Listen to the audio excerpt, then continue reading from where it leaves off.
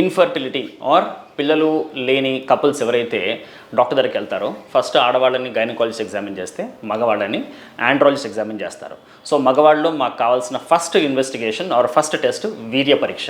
ఆ వీర్య కణాల కౌంట్ ఎలా ఉంది, వాటి క్వాలిటీ ఎలా ఉంది చూస్తాం. కాకపోతే చాలామంది మగవాళ్ళకి స్ట్రెస్ వల్ల, ఒక రకమైన యాంగ్జైటీ వల్ల ఈ వీర్యం ఇవ్వడం అనేది చాలా కష్టంగా మారుతుంది. దాన్ని మేము కలెక్షన్ ప్రాబ్లం అంటాం, సిమెన్ కలెక్షన్ ఇష్యూ అంటాం. సో ఒకవేళ కనుక యాంగ్జైటీ వల్ల, స్ట్రెస్ వల్ల హాస్పిటల్లో ఆర్ ఆ డయాగ్నోస్టిక్ సెంటర్లో కనుక ఉండే ఆ రూమ్లో కనుక వాళ్ళు హస్తప్రయోగం చేయలేక, వారు చేసినా ఎంతసేపు చేసినా కానీ వాళ్ళకి సిమెన్ కనుక రాకపోతే నెక్స్ట్ ఏం చేయాలి?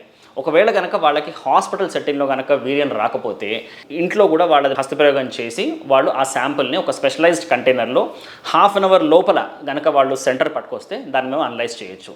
అలా కాకుండా కూడా కొంతమందికి సిమెన్ శాంపుల్ తీయడం కనుక కష్టమైతే non toxic or non spermicidal condoms అని దొరుకుతాయి. రెగ్యులర్గా వాడే కాండమ్స్ కాకుండా ఇవి వేరే రకం కాండమ్స్ ఉంటాయన్నమాట. సో వాటిని ఉపయోగించి ఇంటర్కోర్స్ చేసి, అంటే సెక్స్ చేసి, వాటిలో కూడా సిమెన్ని కలెక్ట్ చేసి, ఆ వీర్యాన్ని కలెక్ట్ చేసి హాస్పిటల్లో కనుక ఇస్తే మేము దాన్ని అనలైజ్ చేయొచ్చు. ఇది వాడిన తర్వాత కూడా కొంతమందికి రాకపోతే వైబ్రేటర్ పెడతాం మేము. వైబ్రేటర్ అనేది చిన్న ఇన్స్ట్రుమెంట్ లా ఉంటుంది. దాని అంగం పైన ఆ ఏరియాలో పెడితే కనుక దాని వైబ్రేషన్ కూడా కొంతమందికి సిమెన్ రావచ్చు, వీర్యం వచ్చేయచ్చు.